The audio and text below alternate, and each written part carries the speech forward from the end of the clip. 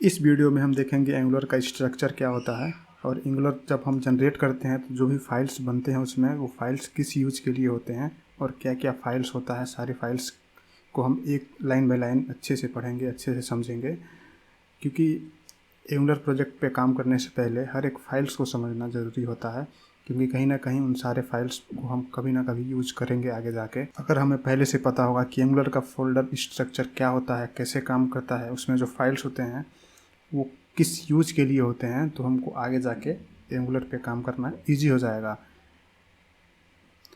तो हम शुरू करते हैं। सबसे पहले हम बात करेंगे polyfills.ts जो फाइल होता है हमारे एंगुलर प्रोजेक्ट में, वो किस काम के लिए यूज होता है।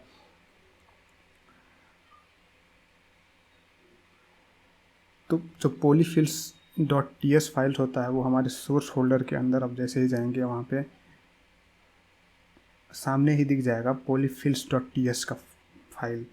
एक्चुअली ये होता क्या है, जब भी हम कोई कोड लिखते हैं अपने एंगुलर प्रोजेक्ट में, वो बेसिकली ज़्यादातर ES6 में लिखा हुआ होता है। तो ES6 क्या होता है कि हमारे क्रोम लेटेस्ट वर्जन में तो सपोर्ट करता है या मोजिला फायरफॉक्स में तो सपोर्ट करता है, बट कुछ ऐसे ब्राउज़र्स होते हैं जो ES6 नहीं सपोर्ट कर पाते हैं, या फिर जो पुराने जैसे इंटरनेट एक्सप्लोरर हो गया, तो उन सब ब्राउज़रों में सपोर्ट कराने के लिए हमारे पास polyfills.ts होता है। वो क्या करता है, वो उस ब्राउज़र में सपोर्ट करने के लिए सूटेबल बनाता है, कंपैटिबल बनाता है। जैसे मान लीजिए आजकल हम एनिमेशन यूज करते हैं, एनिमेशन में सारे लेटेस्ट जावास्क्रिप्ट कोड यूज करके हम बनाते हैं। जैसे ES6 का एक सिंटेक्स है एरो फंक्शन, वो ES6 का है, वो हमारे पुराने ब्राउज़र में एग्जीक्यूट नहीं हो पाएगा। इसके लिए हम polyfills का यूज करते हैं, जो कि ये कन्वर्ट कर देता है ताकि सारे ब्राउज़र में कंपेटिबल हो। इसके बाद हम देखते हैं कि main.ts फाइल क्या होता है। जो main.ts फाइल होता है हमारे एंगुलर में, वो एक बूटस्ट्रैप करने के लिए होता है। जैसे ही हमारा प्रोग्राम काम करता है, एंगुलर प्रोजेक्ट काम करता है, तो उसके लिए हमको एक बूटस्ट्रैप मॉड्यूल प्रोवाइड करना पड़ता है, इनिशियल मॉड्यूल। तो वही चीज़ हम main.ts में डिक्लेयर हुआ होता है। ये ऑलरेडी फाइल जनरेट हुआ होता है। जब हम प्रोजेक्ट बनाते हैं तो main.ts फाइल्स जनरेटेड होता है। तो आप यहाँ पे देख सकते हैं, यहाँ पे लिखा हुआ है if environment.production। जब प्रोडक्शन यहाँ पे ट्रू होगा तो ये इनेबल प्रोडक्शन का मेथड कॉल होगा। ये इंपोर्ट हुआ है हमारे पास angular/core मॉड्यूल से, ये इनबिल्ड होता है, ये फंक्शन कॉल हो जाता है। और यहाँ पे लिखा है प्लेटफॉर्म ब्राउजर डायनेमिक फंक्शन, फिर डॉट बूटस्ट्रैप मॉड्यूल, यहाँ पे लिखा है ऐप मॉड्यूल, यानी कि इसको बूटस्ट्रैप करने के लिए एटलीस्ट एक मॉड्यूल होना चाहिए। तो जो इनिशियल मॉड्यूल है उसको एक मॉड्यूल दिया गया है, यानी कि जो भी इनिशियल मॉड्यूल वो फाइल को अपना बिल्ड करना स्टार्ट हुआ, कंपाइल करना स्टार्ट करेगा, चेक करना स्टार्ट करेगा सारे मॉड्यूल्स, तो एक मॉड्यूल से ही स्टार्ट करेगा चेक करना। तो अगर हम इसको खोलते हैं ऐप मॉड्यूल, तो हम देख सकते हैं ये हमारा, हम जो भी कंपोनेंट बनाएंगे तो हमको यहाँ पे इंपोर्ट करना होगा। तो main.ts फाइल जो हमारा है वो हमारा एक इनिशियल मॉड्यूल को बताता है, यहाँ से बूटस्ट्रैप करता है, हमारे प्रोजेक्ट को बिल्ड करने में हेल्प करता है। अब समझते हैं हम ये ऐप फोल्डर क्या होता है। जब सोर्स के अंदर और जैसे ही आप इंटर करेंगे तो आपको ऐप नाम का एक फ़ोल्डर मिलेगा। ये जो फोल्डर है वो हमारा सारा जो कंपोनेंट्स हम क्रिएट करेंगे, सारे मॉड्यूल्स जो क्रिएट करेंगे, ये ऐप फोल्डर के अंदर ही एग्जिस्ट करेगा। आप जैसे ही खोलेंगे आप देख सकते हैं app.module.ts फाइल है, app.component.html फाइल है, app.component.scs फाइल है। जैसे 3 फाइल मिलके एक कंपोनेंट बनता है और उसमें हम ज़रूरत के हिसाब से मॉड्यूल्स को क्रिएट कर सकते हैं। तो ये हमारा एक कंपोनेंट ही है बेसिकली, और हम दूसरा अगर कंपोनेंट बनाते हैं तो उस कंपोनेंट को बना के हमको इसमें इंपोर्ट करना होता है, यहाँ पे डिक्लेरेशन में इंपोर्ट करना होता है। तो बेसिकली सारा जो हम कोर्स लिखेंगे, बिजनेस लॉजिक लिखेंगे, वो एक फोल्डर के अंदर ही आएगा। तो हम आने वाले वीडियो में जब हम कंपोनेंट को क्रिएट करेंगे और इंपोर्ट करेंगे तो सारी चीज़ें क्लियर हो जाएंगी अच्छे से। उसके बाद हमारा होता है इन्वायरमेंट का फोल्डर। जो इन्वायरमेंट का फोल्डर होता है वो बेसिकली इन्वायरमेंट क्रिएट करने के लिए होता है। जैसे मान लीजिए कि एक इन्वायरमेंट होता है हमारा लोकल ब्राउज़र के लिए, लोकली हम जिसको यूज़ करते हैं डेवलपमेंट फेज़ में, एक होता है कि हम प्रोडक्शन फेज़ में यूज़ करते हैं।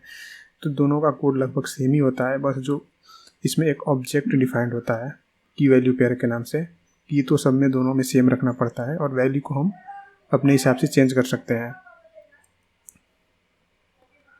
जैसे मान लीजिए अगर हम अपने डेवलपमेंट के टाइम में एक एपीआई यूज़ कर रहे हैं, डेटा खींचने का एक सोर्स यूज कर रहे हैं, जो कि हम सिर्फ डेवलपमेंट में ही यूज़ करेंगे और प्रोडक्शन में वो एपीआई चेंज हो जाएगा, क्योंकि प्रोडक्शन में जो वैलिड डेटा होता है, ऑथेंटिक डेटा होता है, उसको हम डेवलपमेंट में नहीं यूज़ कर सकते, उसके लिए दूसरा एपीआई होता है।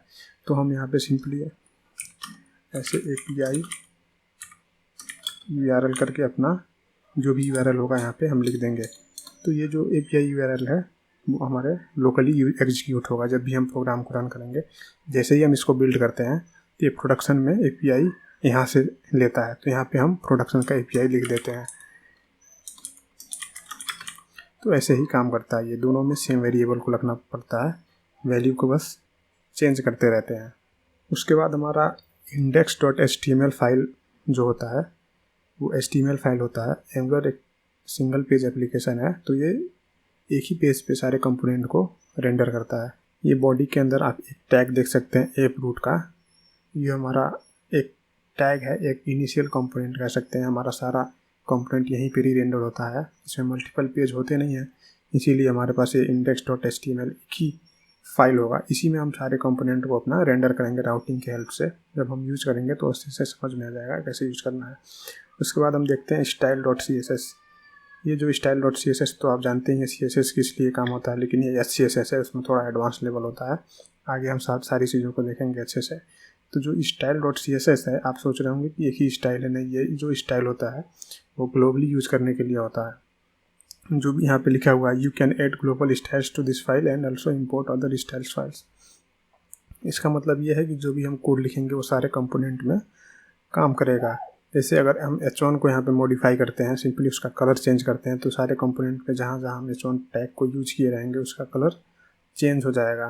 बट हम जब कंपोनेंट के अंदर एक सेपरेट CSS फाइल बनाने का भी ऑप्शन होता है, तो उस CSS में अगर हम कुछ चेंज करते हैं तो वो उस कंपोनेंट के लिए ही लिमिट होता है, उस कंपोनेंट से बाहर दूसरे कंपोनेंट में वो एग्जीक्यूट नहीं होता है। तो style.css या CSS का यही फ़ायदा होता है कि ग्लोबली एग्जीक्यूट करता है।